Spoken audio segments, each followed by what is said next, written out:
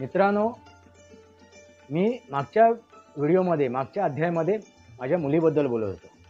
तिला मी एकच गोष्ट सांगतो, अनुशासित जग, अनुशासन तुझ्या आयुष्यात आण.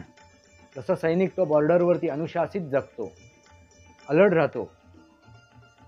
राहतो, आपलं सर्वस्व अर्पण करतो, आपली कुवत सिद्ध करतो. अनुशासित जग.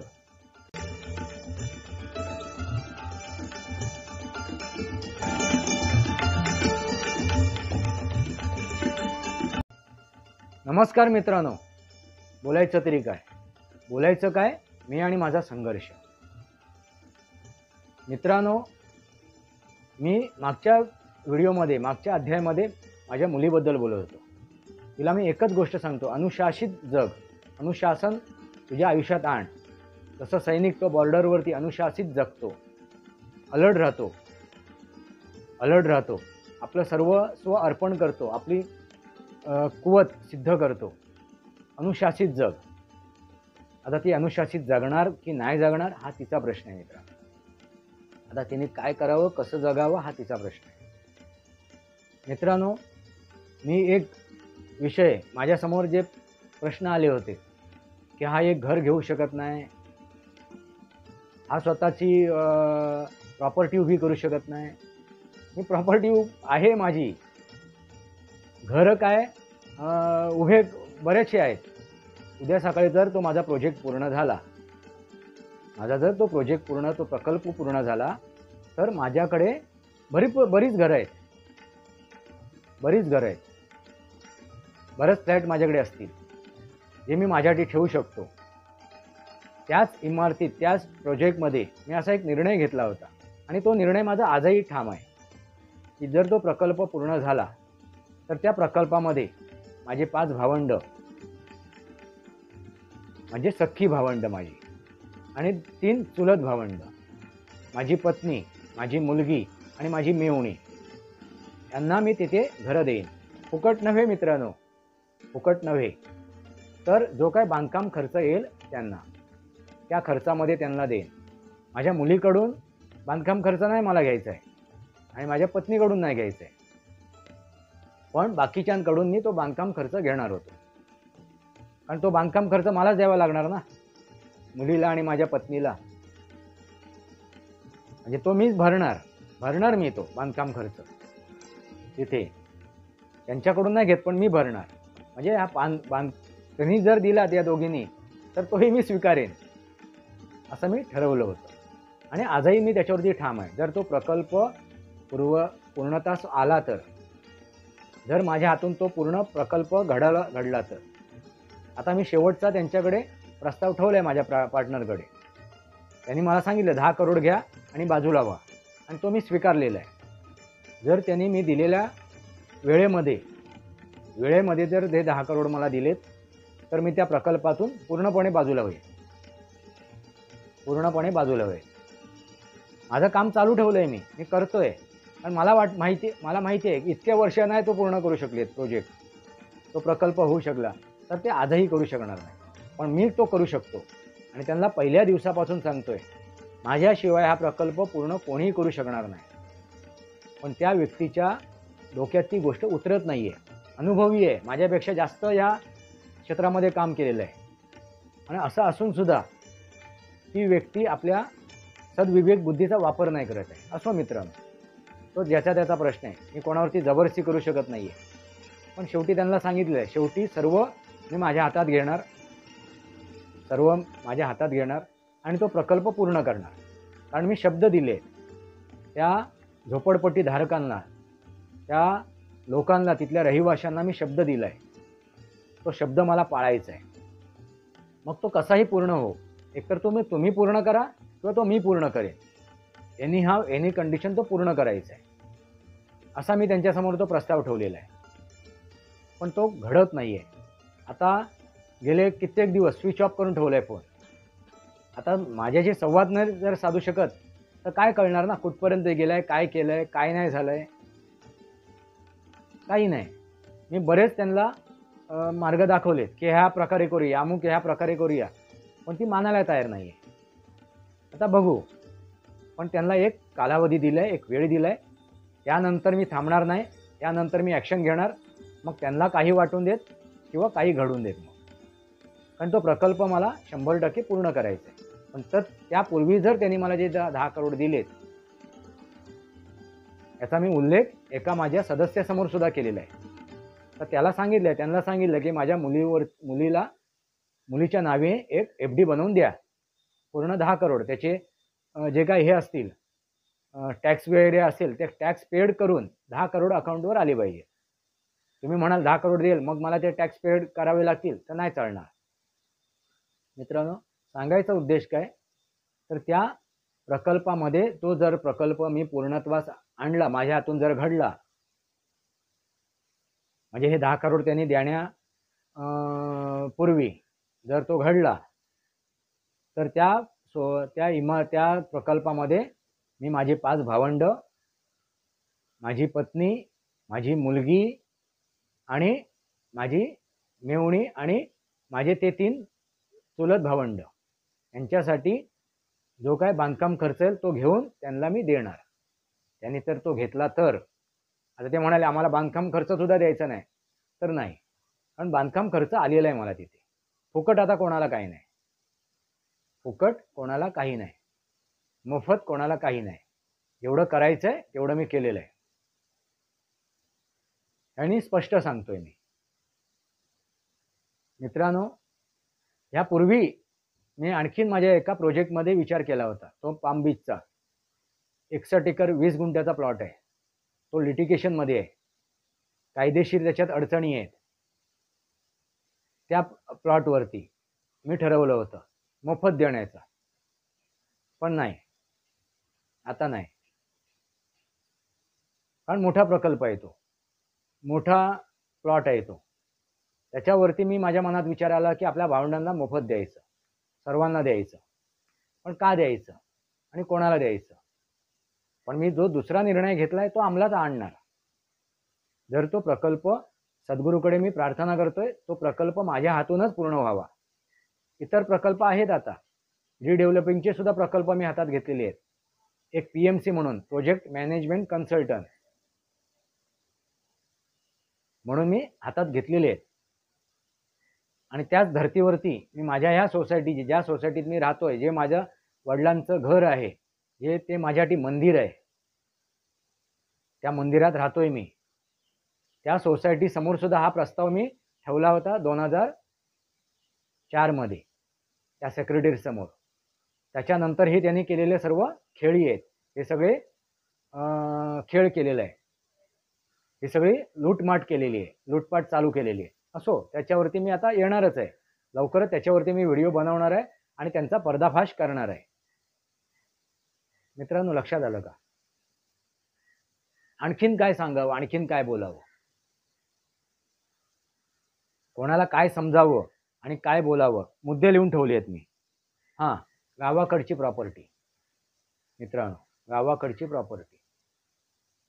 गावाकडच्या प्रॉपर्टीवरती 1998 पासून मी सांगतोय की त्याच्यावरती त्याचा निकाल लावूया. पण काका प्रेम उचळंबोळून येत होतं, त्यामुळे ती गोष्ट प्रलंबित राहिली. आणि आता काकांनी आणि त्यांच्या मुलांनी प्रेम दाखवलंच आहे. मित्रांनो, जाऊन मी अगदी समजावलं की बाबा हा असा विषय आहे, हा विषय आहे. माझ्या वडिलांनी अगोदरच सांगितलं होतं की माझ्या पश्चात हा विषय संपवून टाका म्हणून. पण मी सुद्धा एक वेळ दिला होता त्या चुलत्याला, 1996 पासून 1998 पर्यंत, पण ती व्यक्ती सुधारली नाही, त्या व्यक्तीची मानसिकता सुधारली नाही. मी त्या माझ्या चुलत भावंडांना काय बोलणार नाही, आणि ते मला नंतर ओळखत आहेत, पण लहानपणापासून त्या माझ्या चुलता मला ओळखतोय, त्यामुळे त्या चुलत्यावरती मी बोट ठेवू शकतो. माझ्या त्या काकीला मी काय बोलणार नाही, कारण काकीसुद्धा नंतर आली, बाहेरून आली आहे, तिचे संस्कार, तिचे आचार विचार वेगळे. पण माझ्या चुलत्यावरती सुद्धा माझ्या आई वडिलांचे संस्कार झालेले आहेत, कारण त्यांनी कधी आपल्या वडिलांचं तोंडच बघितलेलं नाही.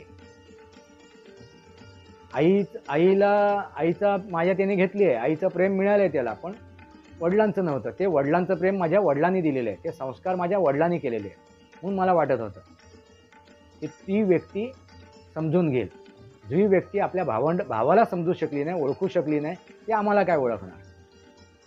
ती आम्हाला काय ओळखणार?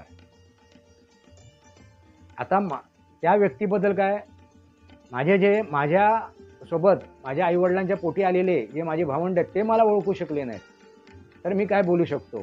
त्या काकाबद्दल काय बोलू शकतो? आता त्यांचं सोडा, माझ्या आईने मला जन्माला घातलं, ती मला ओळखू शकली नाही. वर्षभर ती समजून, वर्षानंतर जे काय हे घडलं त्याच्यानंतर 1-2 वर्ष ती होती माझ्यासोबत, पण तिच्या म्हणण्याप्रमाणे मी वागलो नाही, म्हणून माझ्यापासून ती दूर गेली. ती कधी मला सांगते, कधी तिला उमजलं, शेवटच्या वेळेला, अंतिम समयाला. मग ती मला समजू शकली नाही, तर मी इतरांचं काय बोलू? त्याच्यात पलीकडे जाऊन मी बोलतोय, जिला मी जन्म दिला, जिच्यावर मी संस्कार केले, जी मला लहानपणापासून बघते, आजमावते, ती मला 100% समजू शकली नाही, तर मी इतरांना काय दोष देऊ? विषय संपला मित्रांनो. माझी मुलगी जर मला 100% ओळखू शकली नाही, समजू शकली नाही, तिची साथ मला 100% नाही आहे, तर मी इतरांकडे काय हे करू? माझ्या पत्नीलाही मी कसं बोलू? पत्नीलाही काय दोष देऊ? म्हणून मी माझ्या पत्नीला सुद्धा माफ करतोय, पण माफ कुठपर्यंत? ज्यावेळी जोपर्यंत ती धर्मावर चालेल तोपर्यंत. ज्या दिवशी ती मला कळेल, ठीक आहे, तिच्या मनात कोणी विष कालवलं आहे, तिची कोणी दिशाभूल केली आहे, तिला संभ्रम निर्माण केला आहे, ठीक आहे, मान्य करतो, पण शेवटी सद्विवेक बुद्धीसुद्धा आहे ना प्रत्येक माणसाची, ती कधीतरी जागृत व्हायला हवी ना.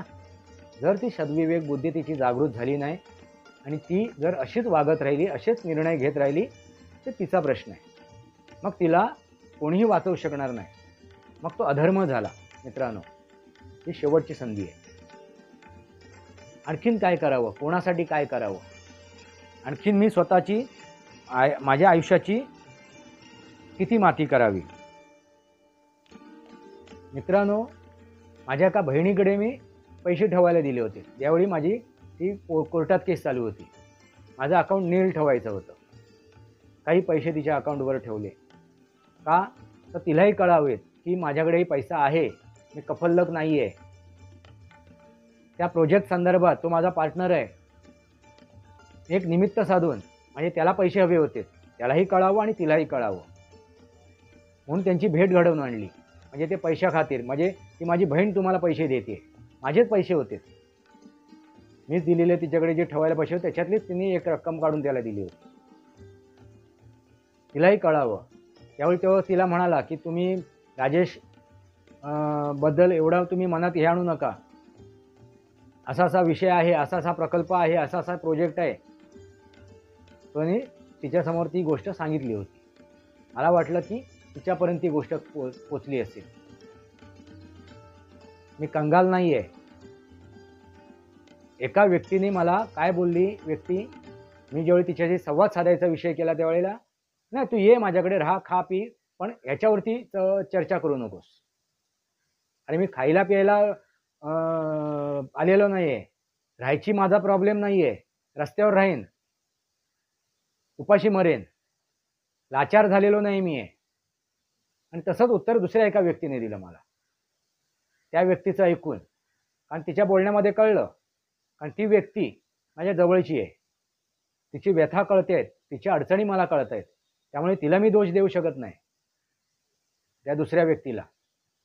पण ह्या व्यक्तीला अडचण नाही आहे, कसली अडचण नाही आहे, कसला काय हे नाही आहे. ती स्वतः निर्णय घेऊ शकते की बाबा मी हा निर्णय घेतल्यानंतर मला अडचण निर्माण होईल, माझ्यासमोर प्रसंग उभे राहतील, काही आवश्यकता नाही तिला. तिने मला हे उत्तर दिलं. त्या व्यक्तीसाठी सुद्धा मी बरंच काही काही केलेलं आहे.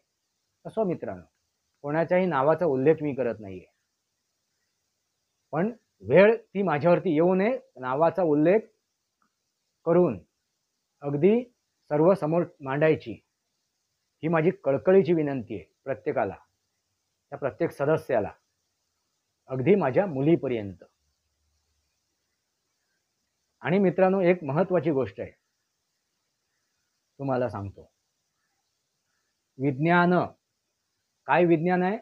जसं आपण ती नार्को टेस्ट करतो, जसं आपण ते हिप्नोटिझम करतो, तसं आणखीन एक हे आहे, एक विज्ञान आहे, एक ज्ञान आहे. ते ज्ञान मी प्राप्त केलेलं आहे. मित्रांनो लक्षात घ्या, काय आहे हे? पंचमहाभूत आहेत ना, त्यांच्यावरती मी प्रभुत्व मिळवतोय. बऱ्याच अंशी ते प्रभुत्व मिळवलेलं आहे. अग्नी, वायू, जल, आकाश, पृथ्वी. मागच्या व्हिडिओमध्ये त्याचा उल्लेख केलेला आहे ज्ञानेश्वरांचा. तिथपर्यंत मी पोहोचलेलो नाहीये, पण तिथपर्यंत जाण्याचा प्रयत्न सुरू आहे. ते ज्ञान प्राप्त करण्याचा प्रयत्न सुरू आहे. पण जेवढं ज्ञान मी आता प्राप्त केलंय तेवढ्याने मी एक गोष्ट साध्य करू शकतो. ती म्हणजे काय? समोरची व्यक्ती जेवढी समोर उभी राहील ना चार चौघात, तेवढी ती स्वतःहून खरं बोलायला लागेल. आणि ती वेळ तिच्यावरती मी आणणार. पुरावे दाखवायची पण आवश्यकता आहेत, पुरावे, पण ती स्वतः बोलणार, स्वतः तिच्या मुखातून त्या गोष्टी निघणार. मित्रांनो लक्षात घ्या, आम्ही इशारा देतोय, ही चेतावणी देतोय. तेवढी क्षमता मी प्राप्त केलेली आहे. पुराव्याची सुद्धा आवश्यकता नाही, ती खरं बोलणार. नार्कोटेस. मित्रांनो लक्षात घ्या, सनातन हे विज्ञान आहे. त्या 4 वेदांचा अभ्यास केलेला आहे, 18 शास्त्रांचा अभ्यास केला आहे, उपनिषदांचा अभ्यास आहे, त्या पुराणांचा अभ्यास आहे, 6 शास्त्रांचा अभ्यास आहे. मित्रांनो सनातन हे काय आहे? विज्ञान आहे. ते ऋषीमुनी कोण होते? वैज्ञानिक होते. ह्या ब्रह्मांडाचं त्यांनी आधीच हे केलं होतं, खोज केली होती, शोध लावला होता. ह्या ज्या काही गोष्टी आता नासा सांगतोय, अमुक आहे तमुक आहे, ह्या आहेत त्या आहेत, त्या अगोदरच आपल्या त्या ऋषीमुनीने त्याचे संशोधन केलं होतं. बऱ्याचशा गोष्टी आहेत, जास्त मी त्याच्यावर डिटेलमध्ये जात नाही. मित्रांनो लक्षात घ्या, मी जे मिळवले ना ते प्रत्येक व्यक्ती मिळवू शकते. प्रत्येक व्यक्ती मिळवू शकते, कारण ती पंचमहाभूत त्यांच्यामध्ये सुद्धा आहेत. अग्नी, वायू, जल, आकाश आणि पृथ्वी. जे ब्रह्मांडात आहेत तेच पिंडात आहेत. मित्रांनो लक्षात आलं का? त्याला संचलित करणं, त्या शक्तींना संचालित करणं, त्यांच्यावरती नियंत्रण आणणं, हे प्रत्येकाला साध्य आहे. पण त्यासाठी कठोर परिश्रम करावा लागेल. हे काय रॉकेट सायन्स नाहीये, हा काय चमत्कार नाहीये, ते सत्य आहे. साईबाबांनी जी काय आपण म्हणतो चमत्कार केला, तो चमत्कार नाहीये साईबाबांनी केलेले.